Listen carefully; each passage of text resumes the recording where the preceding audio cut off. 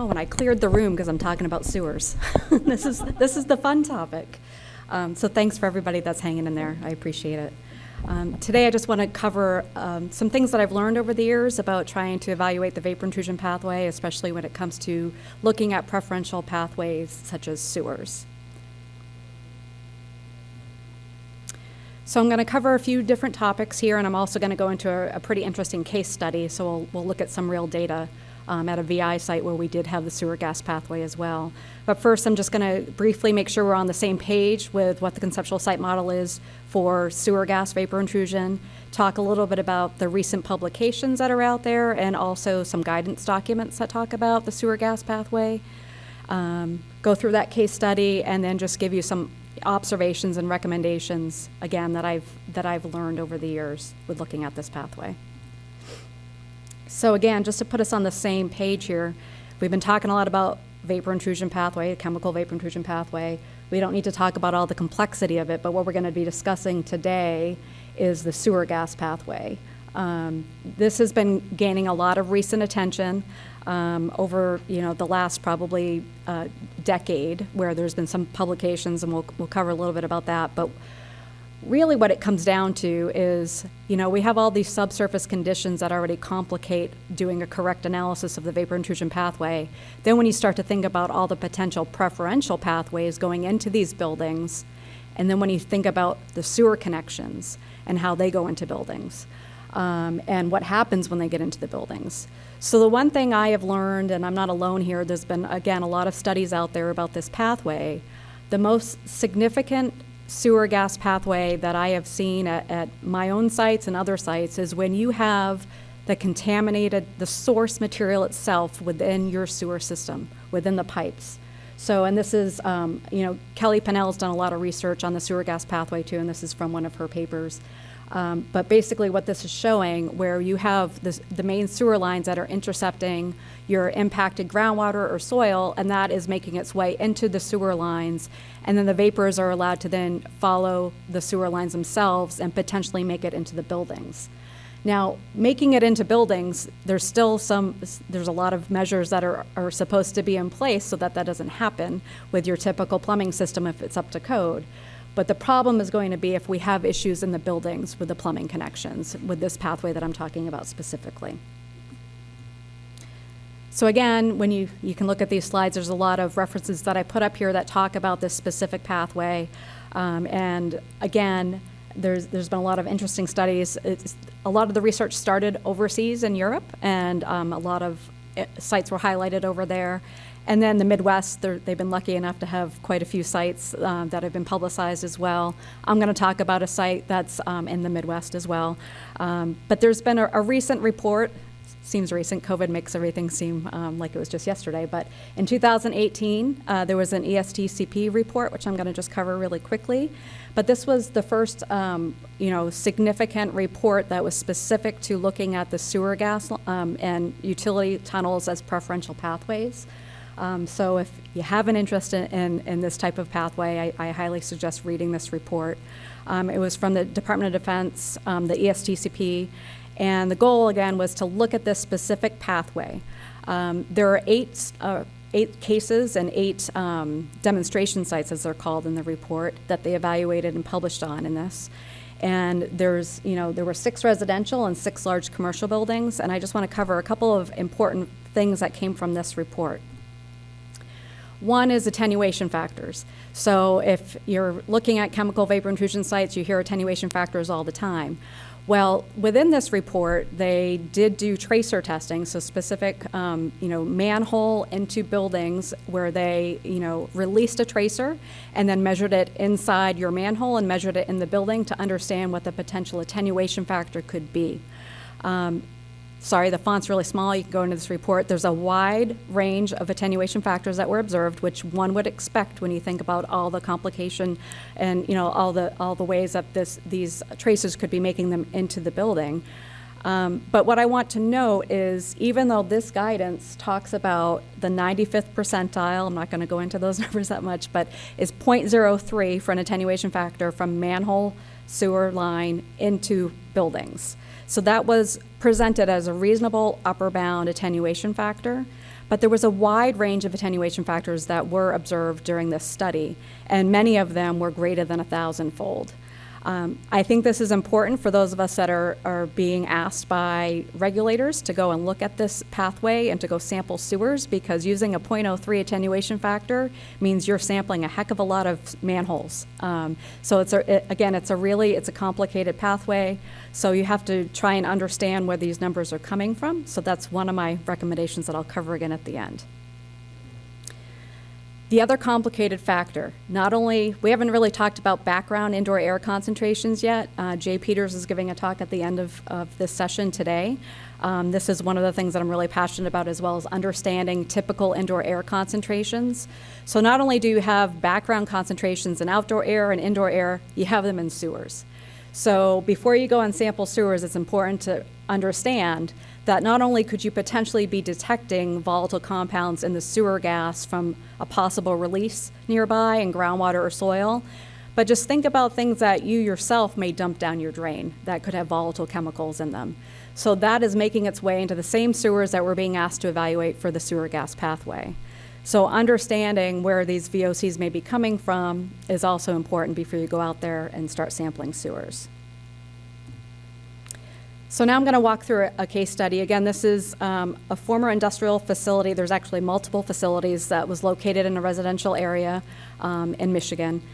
We have TCE impacted groundwater and soil vapor both on-site and off-site. There were about 10 buildings that had vapor intrusion investigations that were completed back in the early 2000s. There were several buildings that were mitigated because of the conventional vapor intrusion from subsurface to indoor air. Those SSDSs were operating and working well. They were evaluated yearly. I know we were talking about how good is that data, but at that point in time, the data was telling us that everything was working well. There was one building that went through ownership change, and it was actually vacant for a while, and the system, nothing was looked inside this building until it was sold and reoccupied again. So after several years of that building not being occupied, we were then allowed to go back and inspect the building, inspect the system to make sure everything was working as it should be. And we'll talk through why we had some challenges. So this building seems like everybody loves duplexes when we're talking about vapor intrusion, but this was a 2-story duplex, had a fieldstone foundation, basement, and a crawl space. So due to the variability within that foundation, there were 2 systems that were actually operating to create the sufficient pressure differential to mitigate the vapor intrusion at this building. We resampled the indoor air in the basement with the SSD operating. It was above the residential screening levels, high enough that we actually ventilated the house. We installed air purifying units, which successfully reduced the concentrations in the basement, plus the first floor and the second floor. I'm going to jump through these pretty quickly because what happened is the owners complained about the noise of the APUs. And we wanted to also go back. We thought, at this point in time when we were doing this investigation, sewer gas pathway, nobody was really looking at that closely enough, including us. So we went back in, we turned off the APUs, we resampled, and bam, TCE is back, and it's high again. So then we quickly realized there's a lot more going on. There's got to be a preferential pathway that we just weren't seeing very clearly. So now we'll talk through what we did to look at that. So we performed a plumbing evaluation and inspection. Another recommendation I have is if you have to go through older buildings, bring a plumber with you. They're great. They will help you quickly evaluate these homes, smoke testing, things like that. But we looked through, again, this is an older duplex, and what we quickly found when we did our screening, we were using just a typical PID to look for total VOCs to help us, and we had the Frog GC, which was very helpful for TCE as well. We found really high concentrations in both the drains, around some of the P-traps didn't have good seals. And then also one of the interesting ones is this is a sanitary vent pipe in one of the bathrooms. It did not exit the house. It terminated in the attic. So we were ventilating sanitary gas right into the attic. So needless to say, this is just a couple of examples of the plumbing that had to be taken care of. But this was like whack-a-mole, because every place that we thought we had fixed the plumbing, something else popped up. So with this home, actually what was determined is just, it was sold. So people aren't, because it was so old, and the plumbing, it was like there was smoke coming out of the walls. It's just, this was kind of a disaster when it comes to a plumbing in somebody's home. So understanding that, and the fact that we have all these other homes in the area that we knew that we already had mitigation systems going, that were working, quote unquote, successfully, but there were also other homes in the area that we knew had the potential for, the sewer gas pathway. We quickly went to the town and talked to them about their sewer system. So we did a desktop review of the sanitary sewer. What you're seeing on here is we were lucky enough that with this town, they had recently done their own review of their whole sewer system.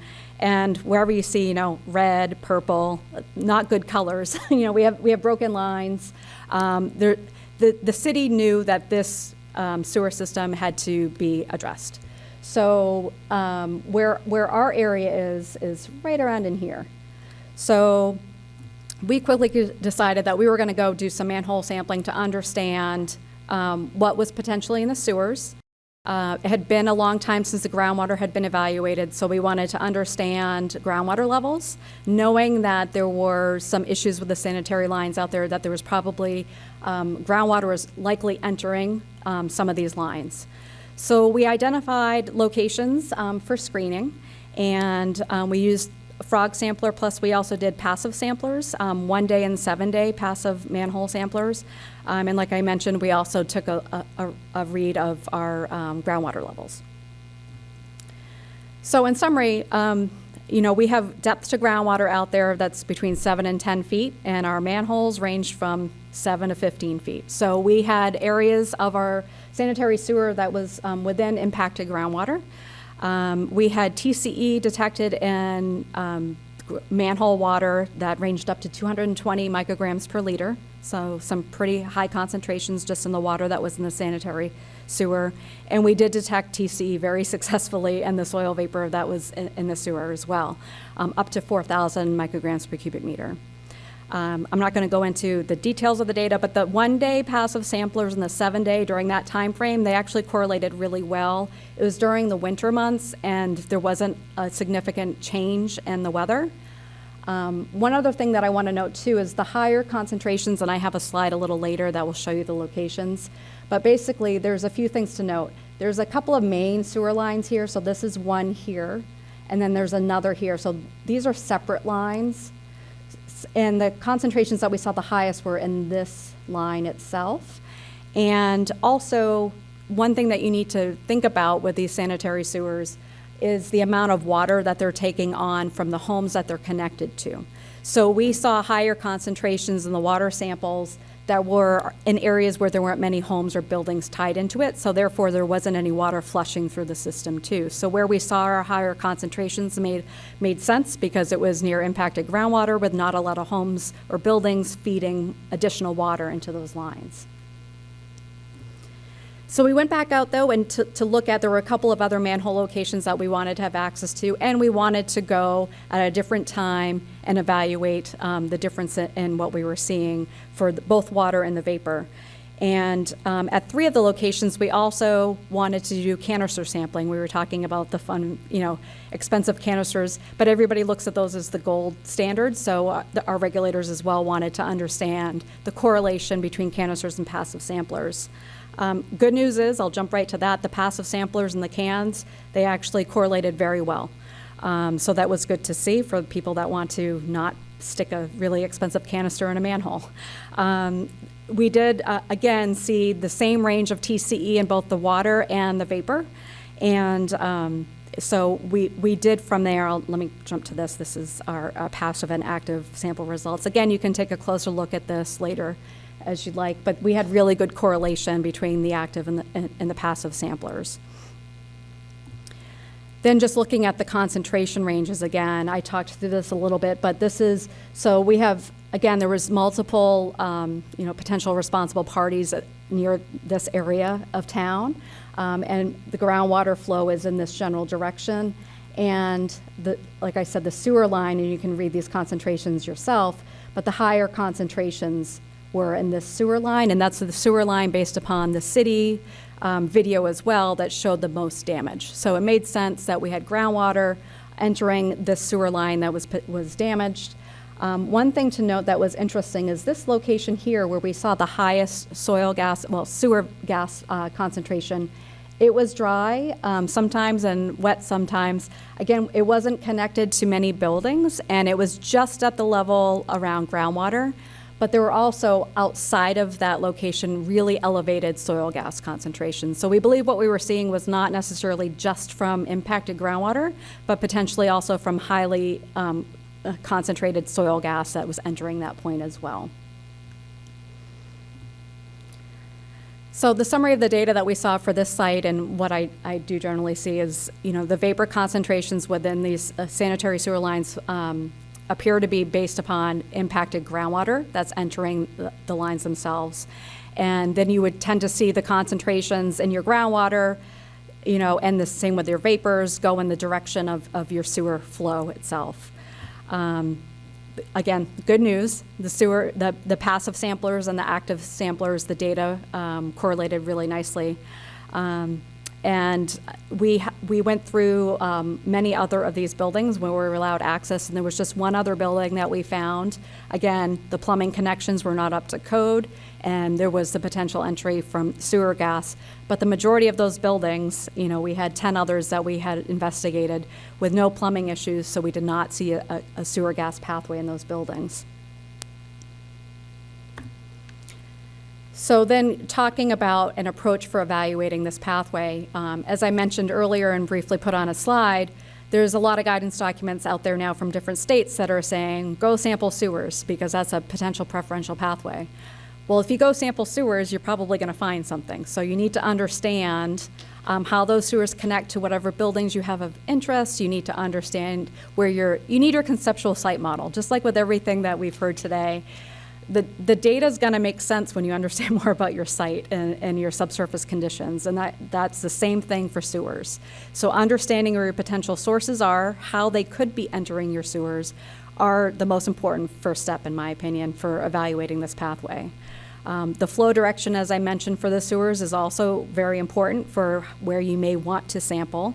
And then working with the cities where your sites are is really, it's been one of the best things, because the cities want to know how their sewers are. They rely very heavily on them, obviously, for everybody that lives there. So they keep a pretty close eye on how their sewers are. And so a lot of the sites that I work in, the cities have the best information about any potential issues with their sewers. And a lot of times, if there are issues with their sewers, they want to be correcting them anyways. So sometimes if you have to make a mitigation decision with sewers, you can be working with the city to do that. So conducting your pre-sampling building surveys, evaluating this pathway, as I mentioned, we work really closely with plumbers when we do this, because they know plumbing a lot better than we do as environmental consultants. So they're a huge help with looking at potential issues. And we use successfully, especially for chemicals like TCE, the FROG GC sampler, real-time, semi-real-time. It's a lot less expensive than having a HAP site out there. So it's a very useful tool. And then if you're getting to this point where you're still pointing to, well, those sewers may be an issue, we're not sure, these homes may be an issue, of course you should be sampling, but understanding everything that leads to that decision, in my opinion, is very important. So again, just going to hit on that again. I don't think we have any current regulators in the office in this room, but it's really important to me, if you're working with a regulatory agency, to have that conversation with them so that they can understand why this is even more complicated than just going inside a building and sampling, because of all of the things that we can't even control once we get inside that building or outside of the building when it comes to these connections and this potential preferential pathway. And background VOCs, like I said, come back for Jay's talk in a little bit. But for indoor air, we're always really trying to understand typical background concentrations and their risk. Well, we have the same problem now with sewers, that you're going to see background VOCs. So understanding what could other potential dischargers be putting in the sewer system is important. And the dynamics of these sewers, the sewer lines, is really important to understand too when you're putting together your conceptual model for areas that you may want to sample to understand this possible pathway.